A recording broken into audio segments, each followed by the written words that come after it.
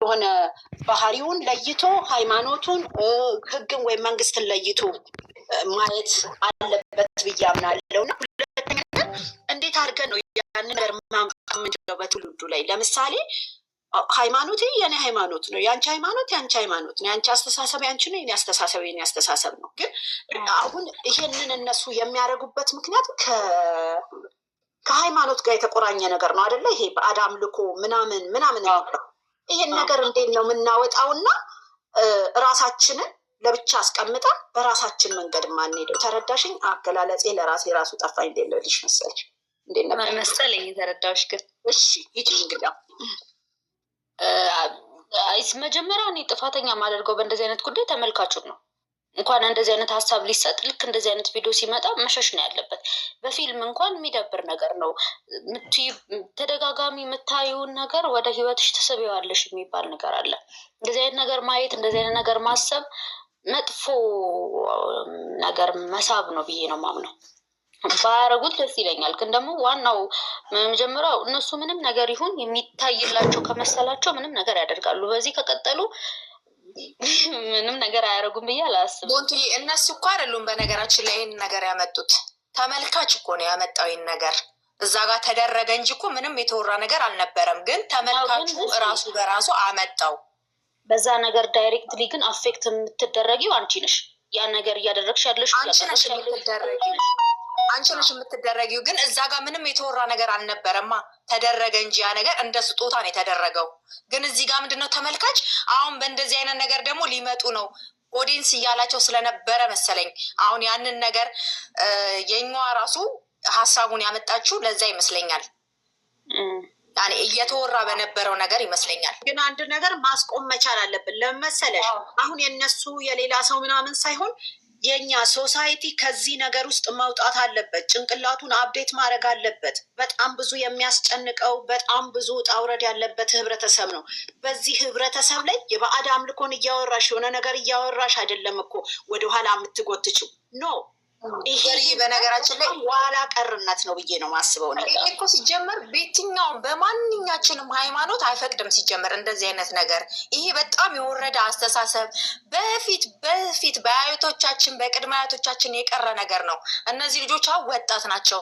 አንደኛ ደግሞ በሃይማኖቱ ራሱ በጣም አለ አሁን ግን ማለት ነው እንዴ እነዚህ ወጣቶች ናቸው። ቦንትዬ ምን እንደሆነ ታውቂያለሽ? እዚህ ጋር አስተሳሰብ እኮ እንትን የሚለው ወጣት ሆኖ እንደዚህ አይነት ነገር ማሰብ በጣም ነው የሚያስጠላው። አዎ በዛ ላይ ምንድን ነው መሰለሽ ሶሳይቲውን እና ወጣቱን የምትቀይሪበት በበጎ ነገርና በጥሩ ነገር ወይ ደግሞ በፍቅር በመሸነፍ እንጂ በሰይጣናዊ ነገር ተሸንፎ ነው አሳልፎ መስጠት እኔ ፌር ነው ብዬ አልልም። ምክንያቱም ይሄ ሶሳይቲ መቀየር አለበት። መንግስትም የራሱን ስራ መስራት አለበት። በስልጣኔ በስራ በትምህርት የበለጸገ ማህበረሰብ እንዲኖረን እንጂ በመሀይምነት በደደብነት በባዕድ አምልኮ እየተጓዘ ህይወትን የሚያበላሽ ለሌላም ሰው ትምህርት የማይሰጥ ነገር መደረጉን ያግባብ ነው ብዬ አልልም። መቀየር አለበት ነው የምለው። ትክክል ነሽ ዛሬ እና ይሄን ነገር በጣም መንግስትም ራሱ በጣም ትኩረት ማድረግ ያለበት። ምክንያቱም ገና ለገና ገብቶሻል፣ በባዕድ አምልኮ ገንዘብ ይመጣል፣ በባዕድ አምልኮ ፍቅር ይመጣል። የማይሆን ነገር እኮ ነው እየተባለ ሰው ደደብ እየሆነ ያልሆነ መንገድ ውስጥ የሚሄድበት ሶሳይቲ ወይም ደግሞ ትውልድ መፈጠር የለበትም። ይሄን ነገር እየጣልነው ነው መሄድ ያለብን። ገብቶሻል፣ ባዕድ የሆኑ ነገሮች ለምንም ለማንም አይጠቅሙም። ይሄ ባዕድ የሆነ ነገር እኮ ሰይጣን ነው አይደለ እንዴ? ሰይጣንን ነው ማመልከው እያለ ነው አንድ ሰው የሚመጣ። ስለዚህ ይሄ ነገር መካሄድ የለበትም። እንዲህ አይነት ነገር መማር የለበትም። ወጣቱ በጥሩ ነገር እራሱን እኔ አፍቅሬ ወደቅኩኝ፣ እኔ አፍቅሬ ተሸነፍኩ ነው እንጂ እኔ በባዕድ አምልኮ ተሸንፌን ያፈቀርኩ ብሎ እንዲያስተምር ቦታ መስጠት አለበት ህዝቡም ብዬ አላስብም። መንግስትም እዚህ ላይ ያላችሁን ነገር ተናገሩ። የእነሱ ሲጀመር ከዛ አካባቢ ያሉ ዩቲዩበሮች ህዝቡን አልነካም፣ ግን እንደ ዩቲዩበር በቃ በጣም የሚያስጠላ ነገር ነው የሚያደርጉት። ባይዘዌ ኢትዮጵያ ውስጥ ብዙ አይታወቁም። ኢቨን ሌሎች ቲክቶከሮች ምናምን ዩቲዩበሮች ምናምን እንዳሉ ራሱ አያውቁም። ባይዘዌ አያምናቸው። ለዛም ነው እንደዚህ የሚከላከላቸው ምናምን ሰውም ስለሌለ ምናምን እንደዚህ የሚሆኑት ለዛም ይመስለኛል። ግን በጣም በቃ ዝቃጭ ነገር ነው፣ የመጨረሻ ትንሽ ነገር ነው። የሆነ ሰው እምነት ካለው ምንም ነገር ይምጣ ያሸንፈዋል። በቃ ትንሽ እምነት በልቡ ካለ ምንም ይምጣ ያሸንፈዋል። ያንን እንኳን ለማሳየት እኮ አይደለም የሚፈልጉት። ግን ምንድነው ይመስለኛል ገንዘብ በጣም እንዴት ነው ያሰክራቸዋል መሰለኝ። ሲበዛ አይምሮ ላይ ሲወጣና አምጣ አምጣ የሚል ስሜት ስላላቸው እሱን ላለማቆም የሚሄዱበት። እኛ በአብርሽ በሩታ ጊዜ ያለማወቅ ብዙ ጊዜ አልቅሰናል። ለምን ትልቅ ሰው ሲገባ በእኛ አካባቢ ትልቅ ሰው ማለት በጣም የሚከበር ያኔ እኔ አጽያትም ነው የሚያስገቡት። ለምን እኔ አሁን በጣም ሰርፕራይዝ ሆኜ ልቤ አይም ብሮክ ማይ ሀርት። ብር እኮ ይጠፋል፣ የያዝነውን ሳንበላ እንሞታለን።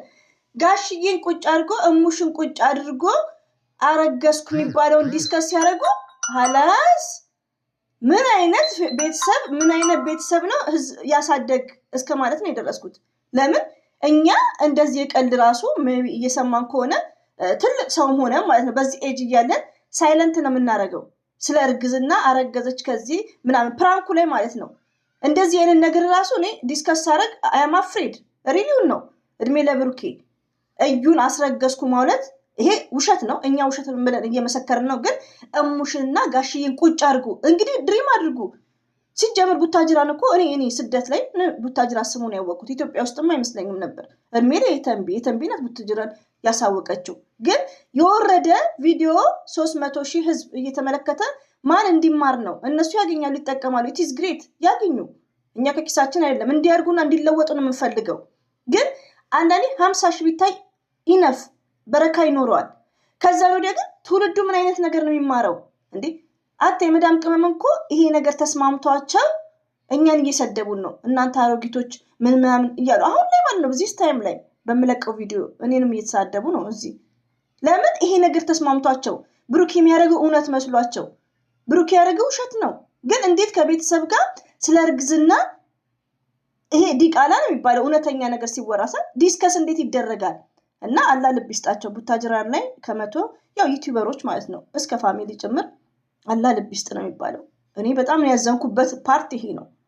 ብሩኬ ከዩ አረገዘ ተብሎ ቁጭ ተብሎ ከእናት ጋር ሲወያዩ፣ ከአባት ጋር ሲወያዩ፣ እናትን የመሰለ አባትን የመሰለ እንግዲህ ወጣቱ ይሄን ያክል ነው። እና ስለዚህ አስተያየት ኮንቲኒው መስት ኢምፖርታንት።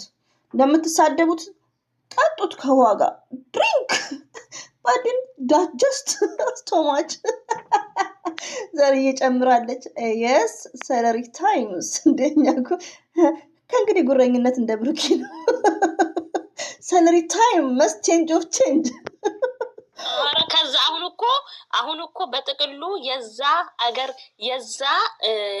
እየተባለ ማለት አሁን ቡታጀራ የምትባል ሀገር ዩቱበሮች ተብሎ ስማቸው እኮ እየተጠቀሰ ነው ያለው። በእውነት ነው የምላችሁ፣ በእውነት አረ በዚህ ልክ ይሄንን አንድ ፍሬ ልጅ ሚዲያ ላይ ማስታት እና ሌላ ቦታ ላይ ግን አሳጥተን መጥተህ መስዬ ከዛ የሚመጡ ናቸው። በቃ እንደዚህ አይነት ስራ ጀነችና ባሌን ላስቀና ብላ ሴት ወንድ ይዛ የምትመጣ ከዚህ ምንድን ነው ነገሩ? ግን ይህንን ህፃን ልጅስ እንዴት ነው ህግስ እንዴት ዝም አለ? ኧረ በእውነት ይሄ እኮ የሚባል ነው። የልጅ ኤዲት አይደረጉ ማን እንደሚጽፍላቸው አይታወቅ ወይ እንትን የላቸው ላይሰንስ የላቸው። ራሳቸው ናቸው በራሳቸው ናቸው የሚጻጻፉት። ኧረ ማንም ይጽፍላቸው የለም። ግን ይሄ ምን ሆነሽ ነው? ራሳቸው ናቸው የሚጻጻፉ። አሁን እኮ እነዚህ ማንነታቸው አለቀ። እውነት ማንነታቸውን፣ ልጃቸውን፣ ቤተሰቦቻቸውን በብር የሸጡ አይሁዳን ናቸው እነዚያው። ለኔ የፈጠረውን ሸጡ አይደለም እንዲ አብሮ ተስማሙ እና ገንዬ እኔ አሁን ልጄ ነው በሞት ነው አሁን እዚህ ብለሽ ነው ስንት ቀን ሙሉ ይንገላታል። ከዛ ይጎተታል። የ3 ወር ያልሆነው ልጅ ይጎተታል። ኧረ ፈጣሪ ፍሩ አይደለም። ጎሽ ሚዲያ ስለ አብርሽ የዛሬ ዓመት ሰርቶ ነበር። በጣም ሰርፕራይዝ ሆኖ ለምን ለሁለተኛ ጊዜ ጽጌን እንትን ሲል አንዴ ፕራንክ አላሉ፣ ፊልም አይሉ፣ ድራማ አይሉ። ይሄ ነገር ግን በህግ ከተካሄደ በጣም ከባድ ነው። ሪቪው ነው የምነግራችሁ። ለምን ልጅን አሁን ደግሞ ልጅ መቸብቸቢያ ሆነዋል። እንኳን ልጅ እኛ ባላችንን ፎቶ አናወጣም። ነገ ደግሞ ሲዘቀዘቅ እነሱ ብር ላይ ነው፣ ከትልቅ እስከ ትንሽ ብር ላይ ነው ፎከስ የሚያደርጉት። ለምን ሞትን ረስተዋል። ቡታጅራ ላይ ያለው እኔ ለሩታ ራሱ እባካችሁ ሜንሽን እያደረኩ ነው ልጇን እንዳታወጣ ምለው። ልጅ ለምንድን ነው የሚወጣው? ፎር ዋት ሪዝን? በአባት መነገድ፣ በእናት መነገድ፣ በወንድም መነገድ፣ አሁን ደግሞ ልጅ መነገድ። በጣም ነው የማዝነው። ረቢን ነው የምላችሁ። ቡታጅራ ላይ ልብ ግዙ። እንወዳችኋለን፣ እናከብራችኋለን። ፍቅር ደግሞ ከአላህ ነው። ሰው መውደድ የአላህ ፍጥሯንን ሁሉ መውደድ ደስ ይላል፣ ለራሳችንም ማለት ነው። ግን ልብ ግዙ እንዴ! ቡታጅራ ላይ የሚካሄደው እኮ በጣም ነው ድሪም ነው የሚያደርገው። እኛ ኧረ ኡዝ ቢላሂ አፈቅርሻለሁ አንድ ቀን ያላለ ልጅ አረገዝኩ ከድሮ ፍቅረኛዬ ልጅ የኔ ካልሆነ ወየውልሽ። እንግዲህ አስቡ ዶላር ይሄን ያክል ኡዝ ቢላ። ለማንኛውም ማንም እኛ ፋራ አይደለንም። ብሩኬ ዛሬ ላይ አንደርስታንድ አድርግ። ተሳዳቢዎች ኮንቲኒው ኦኬ። እኔ በዚህ ልክ ለብር ብለሽ እነሱ እኮ ይስሩ። እነሱ እግዚአብሔርን የፈለጉ ነገር ትልልቅ ሰዎች ናቸው ይስሩ። ግን በዚህ ልክ ይህንን አንድ ፍሬ ልጅ ገና 3 ወር ሳይሞላው ነገ አሁን ለምን አሁን ባለፈው ዕለት አይተሻል። የመጀመሪያ ቀን ሕፃኑን ያወጡ ቀን የእሷ ደጋፊ ሆኑ የእሱ አላውቅም።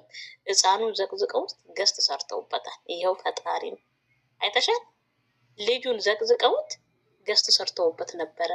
ይሄን ያክል ቤተሰብ ስተው አይልም። እኔ ሳጠፋ እህቴ አትመክረኝም። እኔ ሳጠፋ ወንድሜ አይመክረኝም። እናት አባት አለ በህይወት አልሞቱ። ምን ጉድ ነው ይሄ? እነሱ እኮ ይስሩ። ይሄንን አንድ ፍሬ ልጅ ለብር ብለው ምንድን ነው? አረ ፈጣሪያችሁ ህዝብ በላዩ ላይ ሚንጫጫበት በላዩ ላይ እኔ ገንዬ ቀርታርግልኝና እግዚአብሔር ትላልቆች ናቸው ይሄ